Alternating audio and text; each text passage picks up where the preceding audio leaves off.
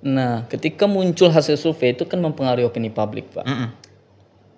Jatuh-jatuhnya si B ini nanjak dong. Iya. Yang si A turun.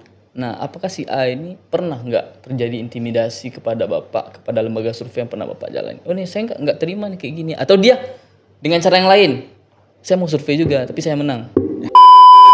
Survei itu tidak boleh terpengaruh oleh opini. Walaupun survei itu melahirkan opini.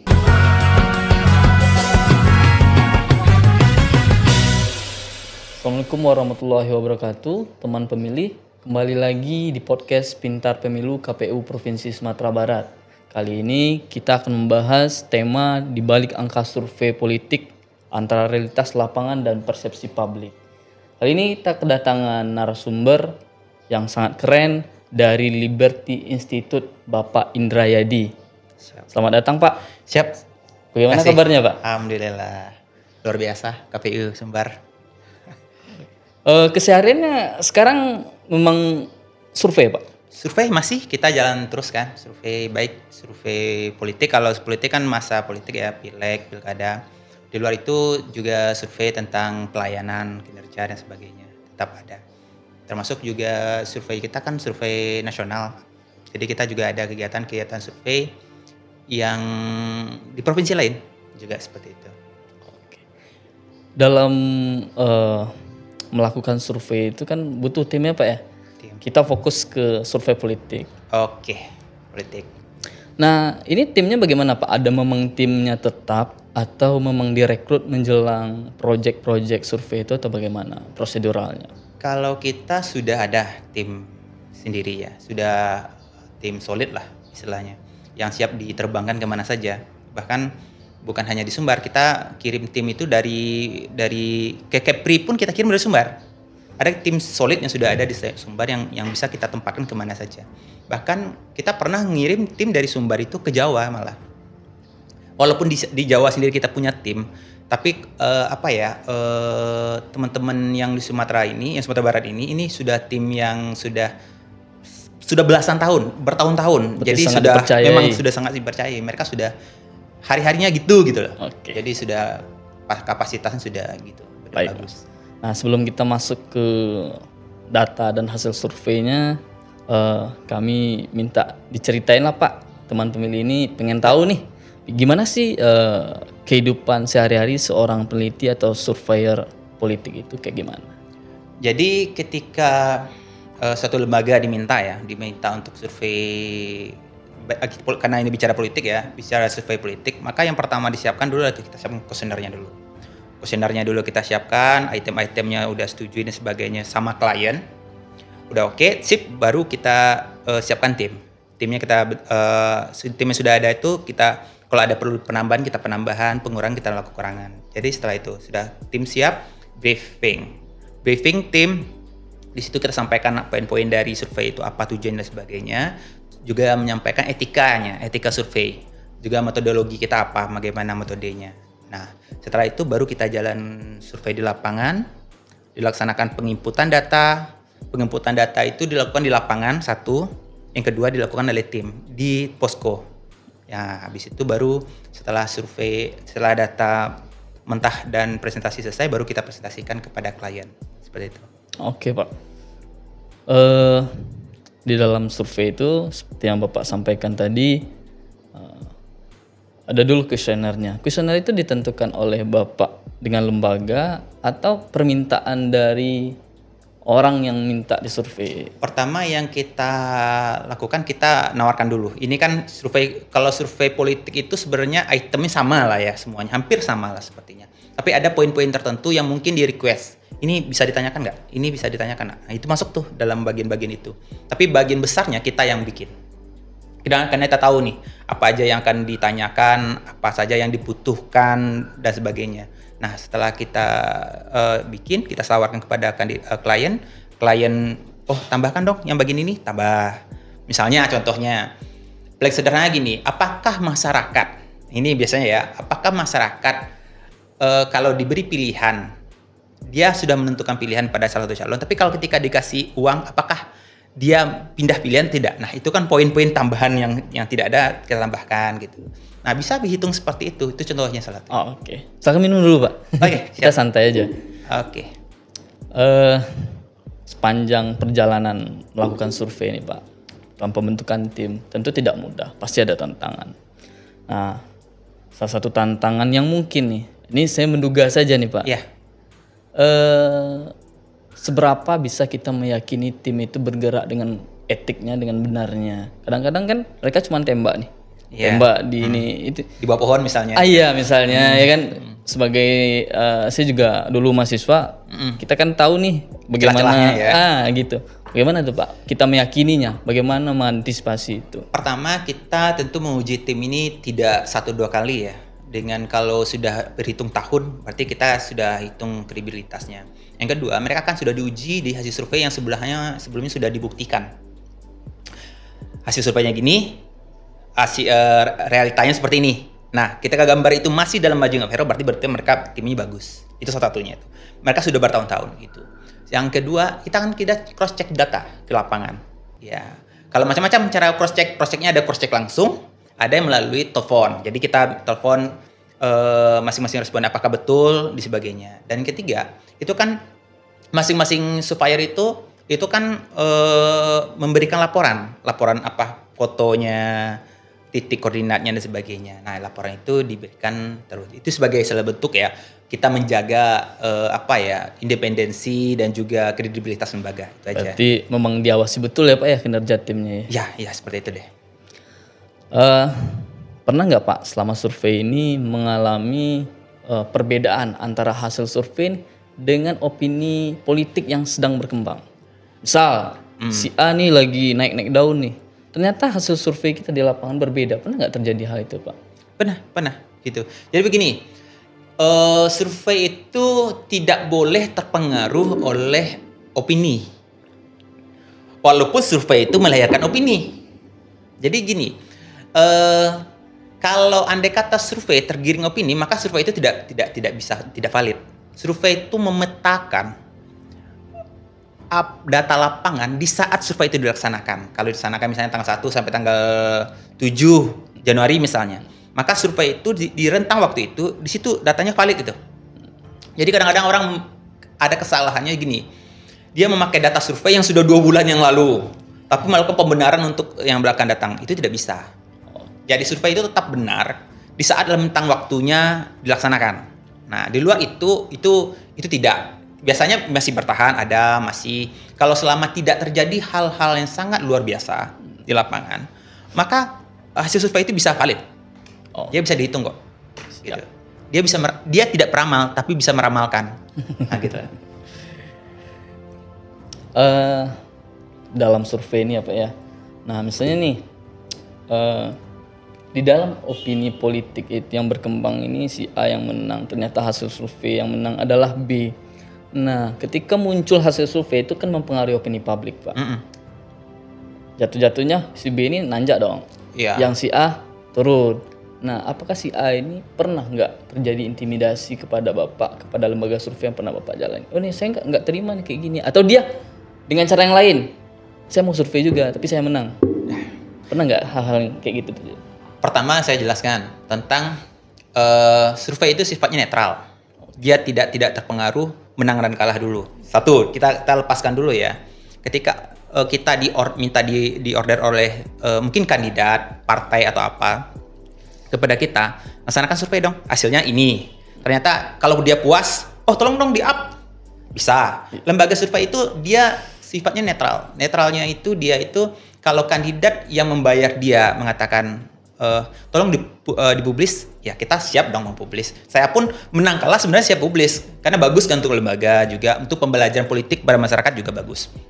Kita up. Tapi ketika surveinya rendah, tidak mau di-up. Nah, itu kan tidak mau di-up itu. Bahkan saya di Sulawesi Tenggara itu kandidat yang mengorder survei di Sulawesi Tenggara ya. Waktu itu pilkada itu. Habis itu minta survei ke kita, tampil pilgub. Hasil surveinya kandidatnya jauh sekali di bawah.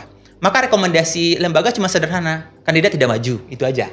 Itu salah satu karya jalannya itu. Oke. Tidak mungkin dipaksakan Iya. dengan posisi waktu dan kondisi lapangan seperti itu.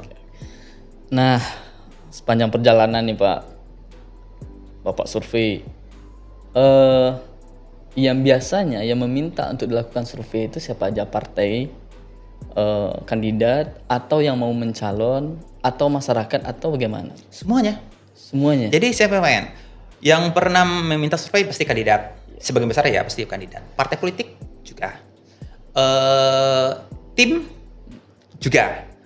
Bahkan mungkin ada yang mau menjadi donatur pun. Misalnya dia mau donatur nih. Siapa nih yang mau saya dukung? Tolong survei dong. Kira-kira siapa yang harus saya dukung? Juga pernah. Seperti itu. Jadi saya tidak menafikan itu ya. Iya. Itu semuanya ada semuanya. Gitu lah. Kan dari banyak pihak itu ya Pak ya. Tentu motifnya beda-beda. Betul.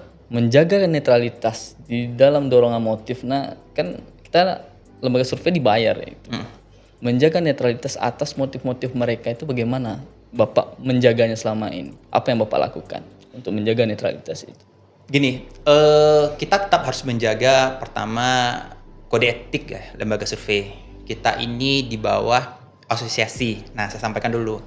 Libertas Institute itu salah satu anggota dari salah satu asosiasi riset dan lembaga survei ya.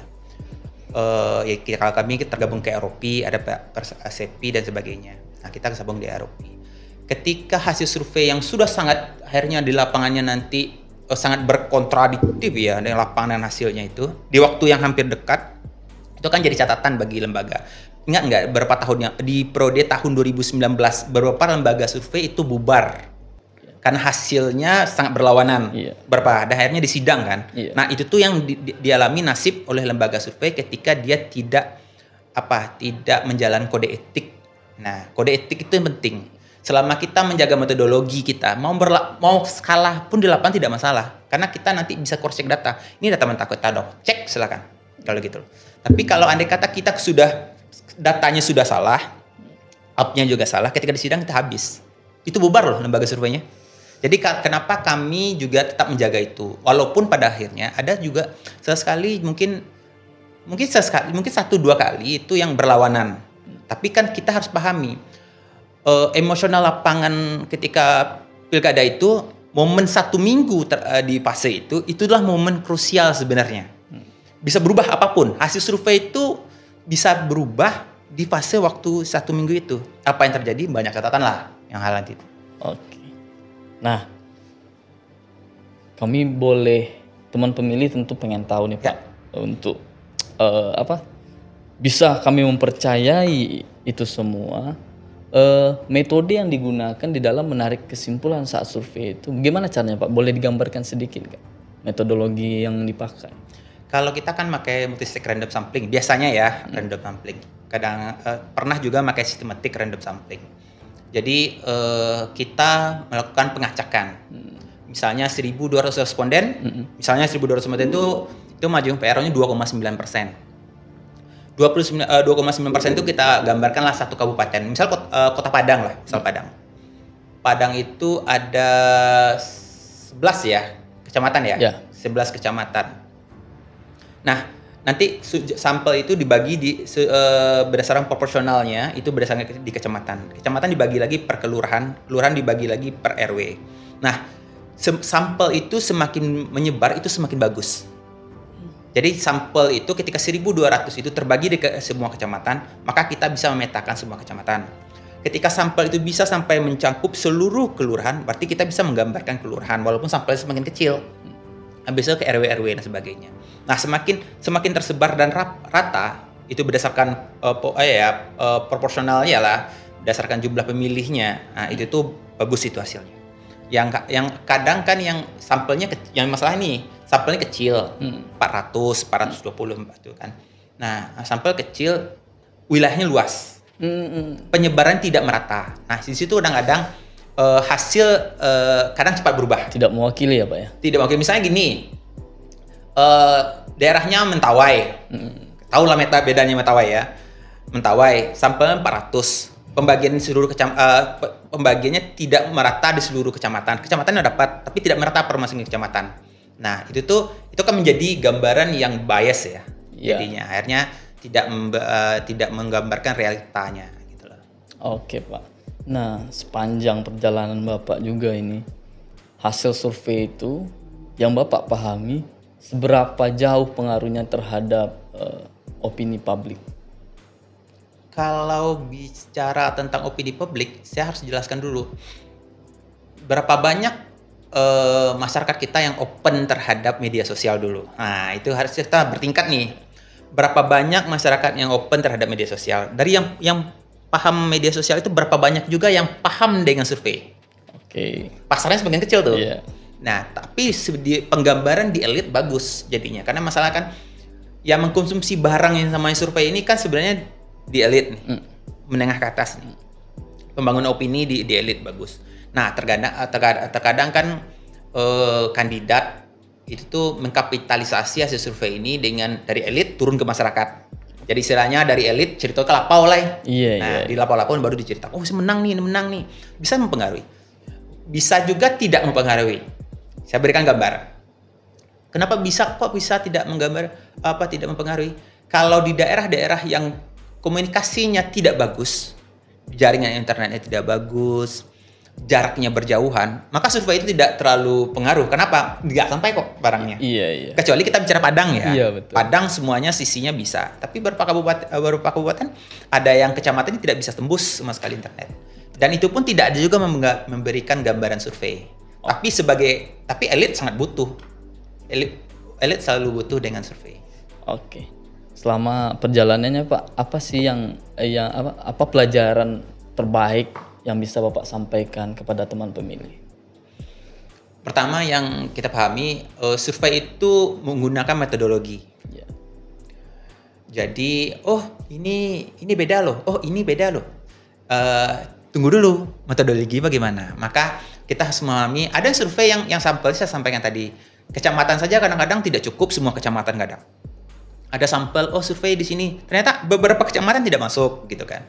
Yang sini penuh di kecamatannya. Ini sampelnya kecil, ini besar. Kadang orang hanya melihat, hasil dukungan terhadap Bapak ini 10%. Bapak ini ternyata di survei yang berikutnya cuma 5%. Maka hitung dulu sampel masing-masingnya berapa, margin of error-nya berapa, pembagian respondennya bagaimana sih. Nah, kita mencerdaskan masyarakat agar melihat survei itu secara akademik ya. Oke. Siapa metodologi? Ternyata yang gini metodologinya. Kan ada disampaikan itu. Jangan cuma melihat di bagian hasilnya ini, tapi lihat metodologi sampelnya segini. Pembagian respondennya berapa banyak kecamatan sih? Merata nggak di semua nagari atau kelurahan? Nah, situ. Nah, dengan melihat itu, kita ternyata ini kurang loh, ini tidak. Maka membangun persepsi seperti itu, ya mengajarkan masyarakat berpikir kritis terhadap data-data yang disajikan. Gitu aja. Oke. Terakhir nih Pak. Oke, siap. Teman pemilih pengen dengar nih sepatah kata dari Bapak, apa yang ingin Bapak sampaikan? Tolong sampaikan apa yang ingin Bapak sampaikan kepada teman pemilih. Kita mengajak ya, kita melihat ketika masih survei kami dulu, hasil survei kami lapangan itu sebenarnya partisipasi masyarakat itu tinggi. Rata-rata bisa atas 90%, tapi pada kenyataan lapangannya kan ada 60%, 70%, paling tinggi dari 70%, dari 60-70%. Kita mengajak masyarakat peduli terhadap daerah. Survei itu salah satu bagian dari demokrasi. Bagian dari demokrasi bertindak untuk mencerdaskan masyarakat, mendorong juga partisipasi masyarakat untuk memilih. Kita mengajak masyarakat jangan bosan-bosan, yang muda khususnya, jangan apatis, gunakan hak pilih Anda secara bijak, tentukan pilihan Anda, dan datang pada waktu dan jadwal yang telah ditentukan, tempatnya, dan jangan golput, jangan tidur. Itu aja ajakan saya. Kenapa? Ketika Anda tidur, maka kebijakan-kebijakan yang Anda harapkan, yang kawan-kawan harapkan, itu juga akan tidur. Jadi kalau kita ikut terlibat memilih pemimpin yang baik, pemimpin yang betul-betul layak untuk daerah kita, maka kita sudah menyelamatkan negara kita juga. Baik, terima kasih banyak Pak. Teman pemilih, begitulah prosedur survei politik yang dilakukan oleh Liberty Institute ya Pak ya. Nah, selama mereka menjaga kode etik, maka hasil survei itu bisa dinyatakan valid ya Pak. Nah, terakhir saya ingin mengakhiri podcast hari ini dengan satu kutipan dari John Adams, yaitu mantan Presiden Amerika. Dia mengatakan begini, fakta adalah sesuatu yang tak terbantahkan, dan apapun keinginan Anda, kecenderungan Anda, atau desakan nafsu Anda, mereka tidak akan dapat mengubah keadaan fakta dan bukti. Terima kasih teman pemilih. Assalamualaikum warahmatullahi wabarakatuh. Waalaikumsalam warahmatullahi wabarakatuh.